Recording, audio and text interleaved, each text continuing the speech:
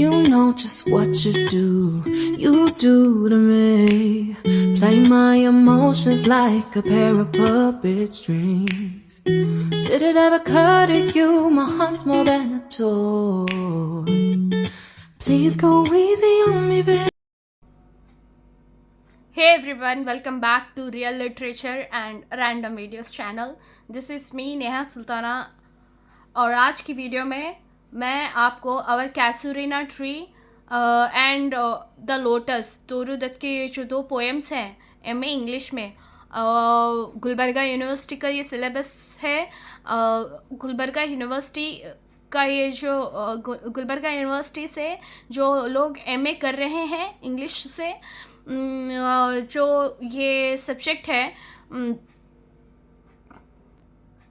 South Asian literature, आपको ये notes मैं प्रोवाइड कर रही हूँ, आपको हेल्पफुल रहेंगी। तो मैं स्टार्ट करूँगी पोएम से। Like a huge python winding round and round, the rough trunk intended deep with scars up to its very summit near the stars, a creeper climbs in whose embraces bound no other tree could live but gallantly. The giant wears the scarf and flowers are hung in crimson clusters all the boughs among whereon all day are gathered bird and bee, and oft at nights the garden overflows with one sweet song that seems to have no close, sung darkling from our tree while men repose. When first my casement is wide open thrown at dawn, my eyes delighted on it rest. Sometimes and most in winter on its crest a grey baboon sits statue like alone, watching the sunrise, while on lower boughs his spung offspring sleep about and play, and far and near kokilas hail the day.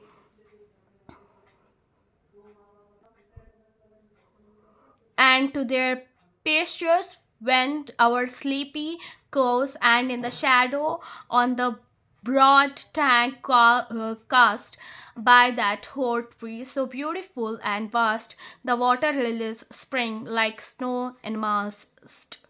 But not because of its magnificence. Dear is the Casuarina to my soul. Beneath it we have played, though years may roll.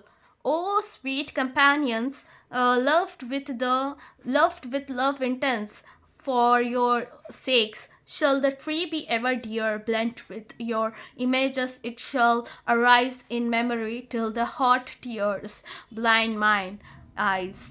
What is that dirge like murmur that I hear, like the sea breaking on a shingle beach? It is the tree's lament, an eerie speech that haply to the unknown land may reach. Unknown yet well known to the eye of faith. Ah, I have heard that wail far, far away in distant lands by many a sheltered bay. When slumbered in his cave, the water writhed and the waves gently kissed the classic shore of France or Italy beneath the moon. When earth lay tranced in dreamless swoon, and every time the music rose before mine inner vision rose a form sublime. They form, O tree, as in my happy prime I saw thee in my own loved native clime. Therefore I fain would consecrate a lay unto thy honor, free beloved of those who now in blessed sleep, for I repose dearer than life to me. Alas, where they must though be numbered when my days are done, with deathless trees like those in Barrow Dale, under whose awful branches lingered, pale fear, trembling hope, and death, the skeleton.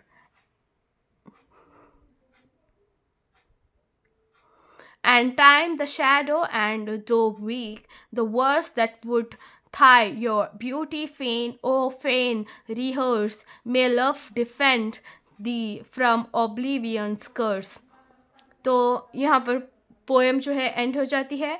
मैंने poet के बारे में लिखा है तोरू Dutt. So Toru Dutt was Indian Bengali translator and poet from British India who wrote in English and French. She is among the founding figures of Indo-Anglian literature. She was born on 4 March 1856, Kolkata, and died in 30th August 1877, Kolkata. She was born in prosperous and cultured Hindu family of the Dattas of Rambagan, Kolkata. Toru hails from a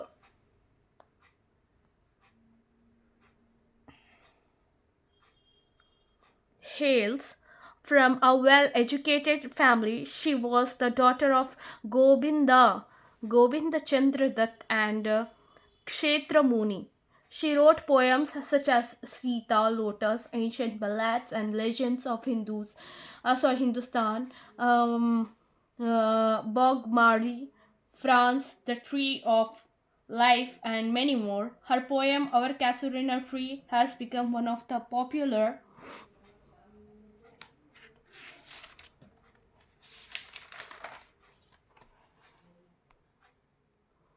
poems in contemporary Indian literature. She was deeply interested in French history and politics and published a scene from contemporary history of France. Her ancient ballads and legends of India were the belonging of a new dawn in Indo-Anglian writing. She was a devout Christian and translated the blood of Jesus into Bengali. तो यहाँ पर है our casuarina tree का summary. Introduction में मैंने लिखा our casuarina tree by Toru that celebrates her reminiscence of a happy childhood in India with her beloved siblings. It was published in her collection of poems, Ancient Ballads and Legends of Hindustan in 1882. The tree is used as a symbolic representation of the poet's past memories and the rich tradition of Indian culture and philosophy, a prevalent idea present in Dutt's poetry. The first stanza of Our Casuarina Tree begins with image of the tree. The poet remembers like the tree being wounded by a creeper like a python. Its hold was too tight, for it had left the scar on the trunk. The poet further states that no other tree would have sustained this hold, for it is too strong, but her tree did. Also, the giant, the tree has proudly worn those scars like a scarf, representing its strength. To further describe its strength, the poet says it is filled with crimson flowers.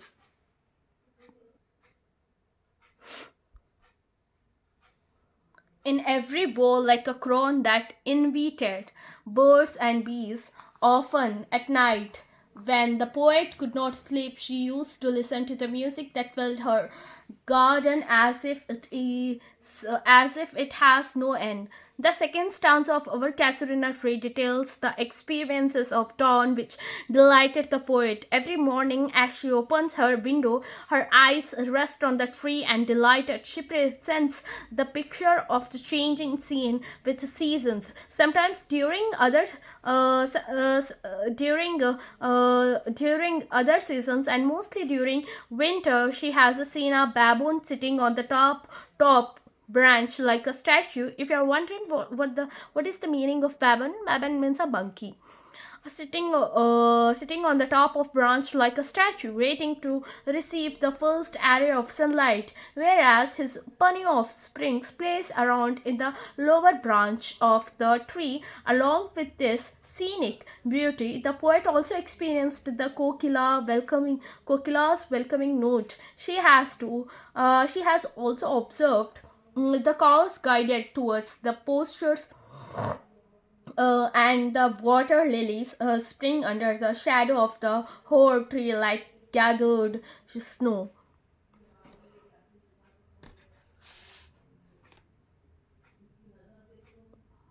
In the third stanza, the speaker turns more subjective in the memory associated with the tree. She comments on why the tree will remain dear to her always. Besides the morning bliss, the tree reminds her of the time she played with her siblings. The tree blended with the memory of them gives her the images of the intense love, the shade, leaving the poet in tears. The poet mourns for those departed souls as she thinks down the memory lane, and she imagines that the tree shades her lows, which she hears as dirge like murmur, resembling the waves breaking on a pebble beach. Sorry. In the fourth stanza, the poet presents an in-depth connection with the tree.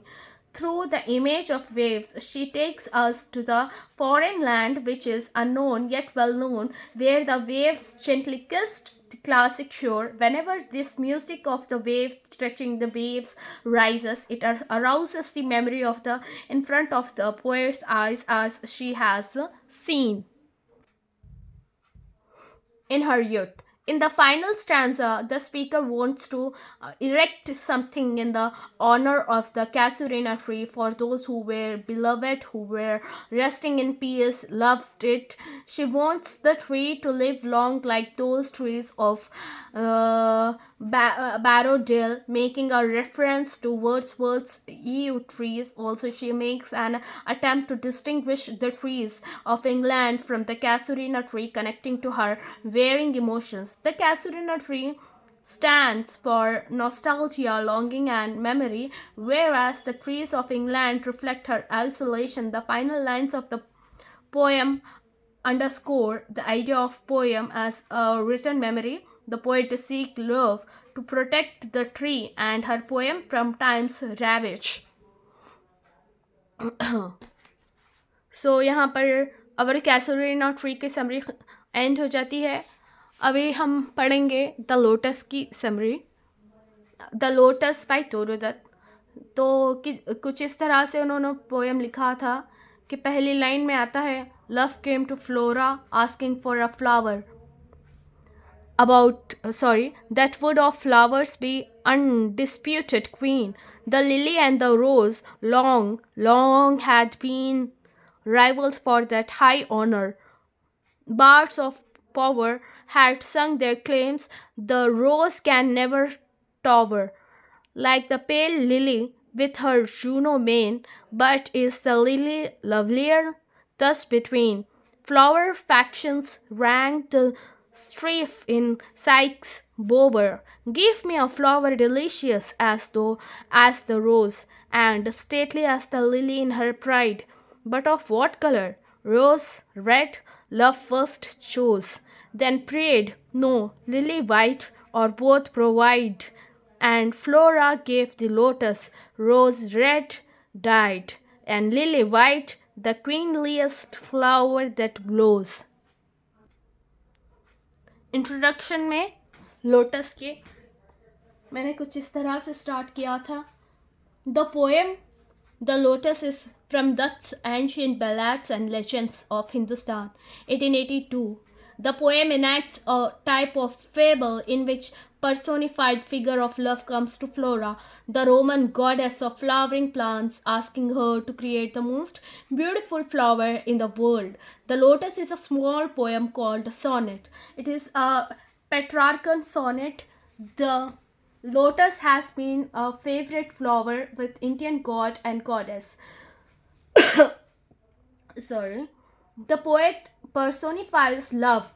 Love asks Flora, the Greek goddess of nature, to provide a flower that has an undeniable ability to be the queen of all the flowers in the world. Among the flowers, there has been a well known, long standing rivalry between the lily and the rose. Popular poets claimed their beauty through songs. Both got equal praise.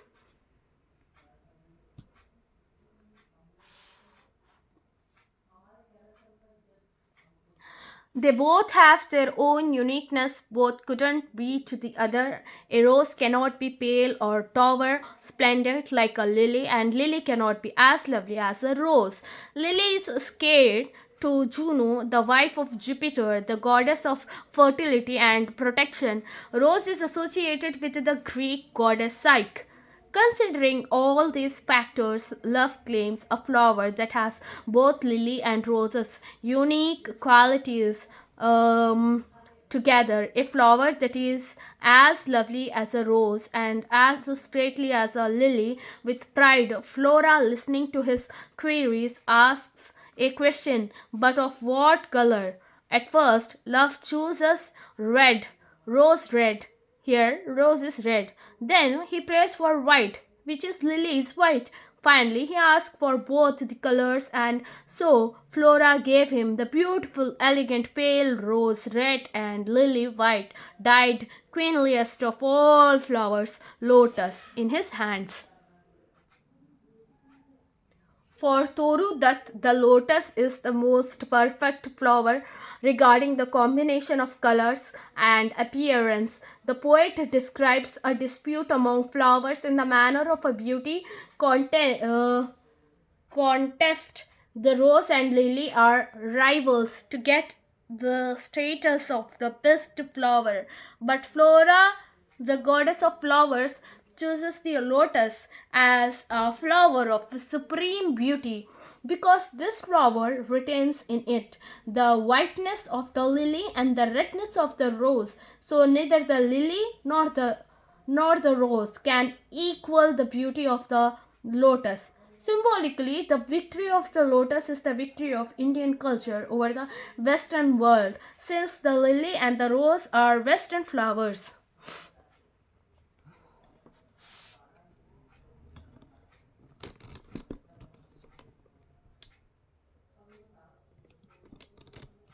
And glossary में मैंने कुछ important words को लिखा है, जो poems में जो tough words हैं जो आप नहीं समझ पाओगे, तो इसलिए मैंने उसको यहाँ पर लिख दिया.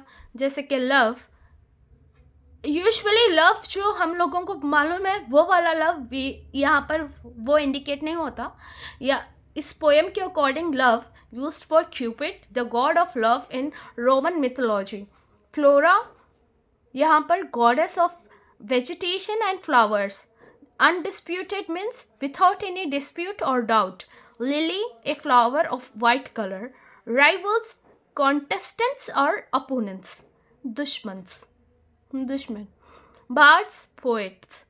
Tower, stand straight. Juno, a goddess known for stately beauty. Mane, a person's appearance. Look, Juno mane, standing straight with confidence like the goddess Juno.